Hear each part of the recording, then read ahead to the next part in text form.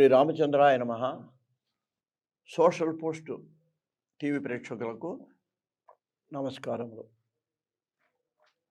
మనం ఇవాళ లోకంలో కూడా నాస్తికవాదం అని ఒకటి చూస్తుంటామండి. చర్చలు జరుగుతున్నాయి ఇప్పుడు కూడా మనకు టీవీలో వాటిల్లో. ఆ, ఆ, దేవుడు ఉన్నాడనేవాళ్ళు, సంప్రదాయం నమ్మిన వాళ్ళు, వీళ్ళు ఒక పద్ధతి. ఇక రెండోది ఏంటంటే ఖానా పీనా సోనా, తినటం, ఏదో తాగటం, పడుకోవటం. ఏముందా, దేవుడేంటి ఏమిటేంటి ఉందా అసలు? మనకు మళ్ళీ జన్మ ఉందా? ఏమి లేదు. హాయిగా ఉన్నంతకాలం హాయిగా అనుభవించు. ఇంకా కొంచెం ముందుకెళ్తానండి, కొంతమంది అయితే భార్య పిల్లలు కూడా పట్టించుకోరండి. వాడే చిన్ననా పట్టకు శ్రీరామ రక్ష, హాయిగా వెళ్ళటం, కడుపు నిండా తింటాం, పడుకోవడం, మొత్తగా పడుకోవడం. ఈ పిల్లలు భార్య కూడా అల్లాడి నేనేం చేస్తాను, ఎవడితో ఎవడికి సంబంధం అని.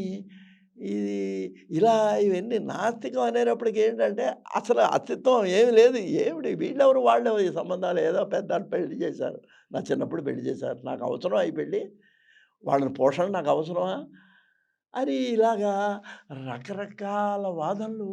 ఇవాళ అట్లాగే దేవుడు లేడు, ఎందుకో పూజా డబ్బులు దండగా ఎందుకే, ఏంటి ఆ పాలు అభిషేకం ఏంటి మతి, లేకపోతే ఆ పాలు పేదవాళ్ళకి పోస్తే ఎంతమంది అవుతారు ఇట్లాగా. ఇప్పుడు ఒక్కటండి, దేవుడు ఉన్నాడు అంటే నిరూపించడం కష్టం, లేడంటాం తేలిక. వాడు ప్రశ్న ఒక ప్రశ్న, ఉన్నాడా, ఉంటే చూపెట్టు.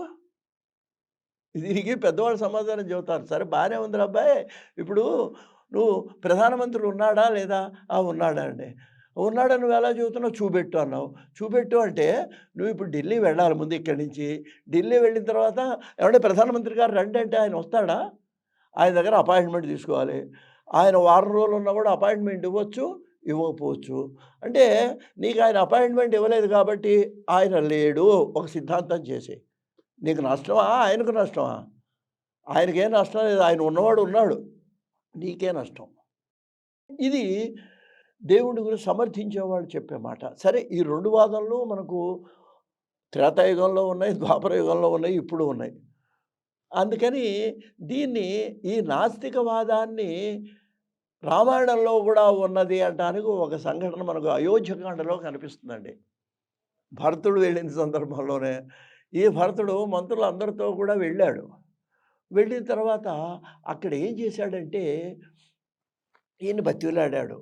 ఎన్నో రకాల వాళ్ళ అమ్మ చేత చెప్పించాడండి, కైక చేత. రామా, నాకు బుద్ధి లేక అడిగానురా నాయన నిన్ను, మళ్ళీ ఇప్పుడు నిన్ను అడుగుతున్నాను, నా మాట నేను ఉపసంహరించుకుంటున్నాను, నువ్వు బయలుదేరరా. మా అబ్బాయికి సంతోషం లేక నాకెందుకు రా బాబు, మా అబ్బాయి కోసం అడిగాను, వాడు ఏడుస్తున్నాడు ఇప్పుడు నువ్వు రాలేదని, నువ్వు ఇలా ఎందుకు మాట్లాడావు అని నన్ను తిడుతున్నాడు అని పాపం కైకు కూడా బాధపడిందండి. బాధపడి రమ్మంటే కొంతమంది అంటారండి, సరదాగా అంటారు ఆ మాట, ఒకటే మాట అన్నట్టండి రామచంద్రమూర్తి. అమ్మా భరతుడితో అన్నట్ట, ఓ భరతుడా, నువ్వు ఇప్పుడు రామన్నావు, వచ్చేస్తాను అనుకోరా నేను రాజ్యానికి, రేపు నేను కూడా ఎప్పుడో అప్పుడు మరణిస్తాను కదా, ఆ మరణించిన తర్వాత అక్కడ తండ్రి నాకు కనపడి, ఏరా రామచంద్ర, నాకేమో మాట ఇచ్చావా అడవికి ఎడతానని, వెళ్ళి 5-6 నెలలు కాలేదా, వాడు భరతుడు వచ్చి వెనక్కి రమ్మంగానే వెనక్కి వెళ్ళిపోతావా అంటే ఇదేనా సూర్యవంశపురాజుల యొక్క సత్యవాక్య పరిపాలన అంటే? ఇలా వాళ్ళు రమ్మంటే వెళ్ళిపోతే నాకు ఇచ్చిన మాట ఏమైంది అని ఒకవేళ నాన్నగారు అడిగారు అనుకో, నేనేం సమాధానం ఆ భయం అండి. ఆ పితృదేవతలు ఉన్నారా లేదా వాళ్ళే అదంతా కాదు, అది ఆ భయం అనేది ఏం చేస్తుందంటే మనల్ని మంచి మార్గంలో నడుపుతుంది. ఇది ఆస్తికవాదన. దేవుడు ఉన్నాడో లేడో వదిలేయండి, దేవుడు ఉన్నాడు, మనం ఈ పని చేస్తే పాపం వస్తుంది, ఈ పని చేస్తే పుణ్యం వస్తుంది అనే భయం ఉన్నదే, ఆ భయం ఏం చేస్తుందంటే సమాజాన్ని మంచి మార్గంలో నడుపుతుంది. ఆ రకంగా కూడా ఆలోచించండి. పోనీ ఉన్నాడో లేదో వేరే సంగతి, సమాజం బాగుపడుతుంది కదా. దైవ చింతన వలన, పాపపుణ్య విచక్షణ వలన ఏమవుతుంది, చెడ్డ పని చేయటానికి మనం సమాజం భయపడతాం. అది కావాలి మనకి. అందుకని ఇక్కడ వీళ్ళ మంత్రుల్లో ఒకడు ఉన్నట్టండి, వాడి పేరు జాబాలి. వాడు ఒరిజినల్గా నాస్తికుడు కాదు, కానీ రాముడితో కొంచెం నాస్తిక వాదన చేశాడండి. చేసి అక్కడ ఆయన ఒక మాట అన్నట్టండి రాముడితో, ఓ రామచంద్ర, కహ కస్య పురుషో బంధు కిమాప్యం కస్యకేన చిత్, ఇందాక నేను చెప్పినవే అడిగాడు. యదేవ జాయతే జంతువు ఏక ఏవ వినశ్యతి, కస్య పురుషో బంధువు కహ, ఎవడయ్యా మనకు బంధువు? కిమప్యం కస్య కేనచిత్, ఎవడికి ఎవడు ఏమవుతాడు? యదేకో జాయతే జంతువు, జంతువు అంటే ఇక్కడ ప్రాణి, జంతువు అని కాదు, మనందరం జంతువు అంటే ప్రాణి. ఏకయ్యేవ జాయతే, ఒక్కడమే పుడుతున్నాం, మళ్ళీ చచ్చిపోయినప్పుడు ఏకయ్యేవ వినశ్యతి, ఒక్కళ్ళమే చచ్చిపోతున్నాం. లోకంలో ఎవరెవరికి బంధువులు, ఎవరెవరు జీవి ఒంటరిగానే పుడుతున్నాడు, ఒంటరిగానే. ఇవన్నీ తల్లి తండ్రి ఇవన్నీ మమకారాలు. కోపం వచ్చినప్పుడు ఈ తల్లే నువ్వేం చేసావురా అంటుంది, అయిపోయింది. ఈ సంబంధం అంతా అయిపోయిందండి, ఏమీ లేదు. చివరికి ఒక్క మాటతో పోతుంది మొత్తం. భార్య అంతే, పిల్లలు అంతే. పెంచావులే ఏదో ఊరికి ఉపకారం, నాకేనా చదువు చెప్పింది అందరికీ, అందరి తల్లిదండ్రులు అందరికీ చెప్పిస్తారు, ఏమిటి గొప్ప అంటాడు కొడుకు. అయిపోయింది, వీడు చేసిన కష్టం అంతా పోయింది.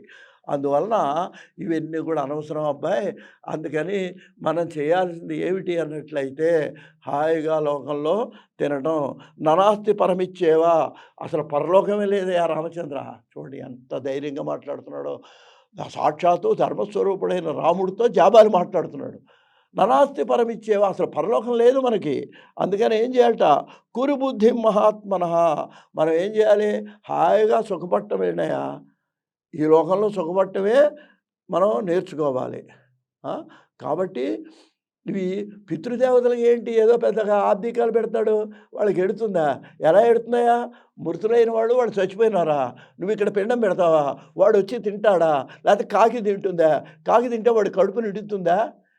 ఏమి సమర్థనయా ఈ లోకంలో ఇదంతా కూడా, ఏదో ఈ మధ్యలో వీళ్ళు బతుకు తెరువు కోసం ఏర్పాటు చేసినటువంటివి అనే విధంగా ఆ జాబాలు మాట్లాడాడండి. ననాస్తి పరమిచ్చేవా, అసలు పరలోకమే లేదంటే ఇక పితృదేవతలు ఏమిటి అని జాబాలి ఈ విధంగా మాట్లాడుతుంటే రాముడికి చాలా కోపం వచ్చిందండి. వచ్చి ఒకే ఒక్క మాట అన్నాడు, ఏమయ్యా నువ్వేంటి అసలు ధర్మవేషం దాల్చిన అధర్మంలో నువ్వు మంత్రి భరత, అసలు వీడిని మంత్రిగా ఎలా పెట్టుకున్నావయ్యా అన్నాడు. ఇంక వాడితో మాట్లాడలేదండి జాబాలితో రామచంద్రమూర్తి. అసలు వీడు మంత్రేనా అని అడిగాడు ముందు. వీడు ఎలా ఉన్నాడంటే ధర్మవేషము దాల్చిన అధర్మంలాగా కనిపిస్తున్నాడు ఏంటి నాకు. ధర్మం ఎలా ఉన్నట్ట, అధర్మం ధర్మరూపేణ, ధర్మవేషంలో ఉండేటువంటి అధర్మంలాగా ఉన్నాడేంటి ఈ జాబాలి అని చెప్పేసేసి అప్పుడు చాలా కోపం వచ్చినటువంటి వాడే ఇలా మాట్లాడేవాడిని నువ్వు మంత్రిగా ఎలా పెట్టుకున్నావు. సత్యే లోక ప్రతిష్ఠిత, లోకం అంతా కూడా సత్యం మీదనే ఆధారపడింది. రాజ్య పరిపాలన సత్యధర్మాల మీద ఆధారపడ్డాయి. అందువలన మనం ఈ విధమైనటువంటి వాదన ఉందే, వాడు ఒక్కడే వస్తాడు ఒక్కడే పోతాడు, జంతువు ఇదేంటి ఏమీ లేదు, మనం చనిపోతాం కాబట్టి మన ఇష్టం వచ్చినట్టు, ఇదంతా కూడా నాస్తికవాదం, ఇది సరైంది కాదు అని చెప్పేసి రామాయణంలో రామచంద్రమూర్తి దానికి సమాధానం చెప్పడం జరిగిందండి.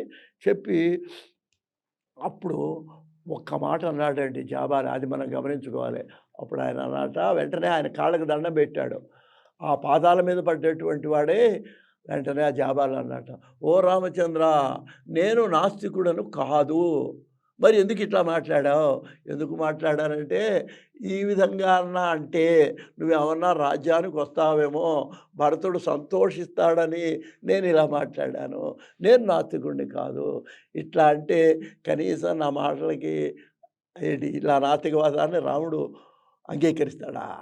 అతను భ్రమ, అతను ఆ మంత్రులు కదా, ఒక్కొక్క మంత్రి ఒక్కొక్క ఆలోచన అని అప్పుడు ఆయన పాదాలకు నమస్కరించి ఇంకా ఆయన వినలేదనేటువంటి ఉద్దేశంతో 2 పాదుకలు తెచ్చి అక్కడ పెట్టి, ఆయన వచ్చేటప్పుడే తెచ్చాడు. కొంతమంది అనుకుంటారు ఆ రాముడు ఉన్న పాదుకలు కాస్త పట్టుకుపోయినాడు కావాలా పాదుకా పట్టాభిషేకం అని.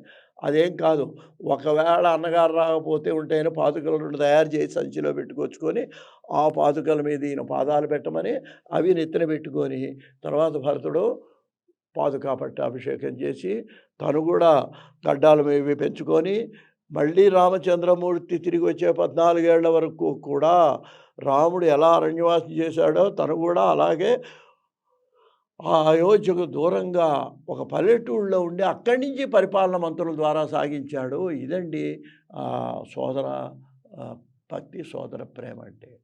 ఆ విధంగా భరతుడు మనకి ఎక్కువ కనపడ్డు కానీ భరతుడికి ఉన్నటువంటి సత్యసంధత రామాయణంలో చాలా గొప్పది. నమస్కారం చేస్తూ అతనికి స్వస్తి.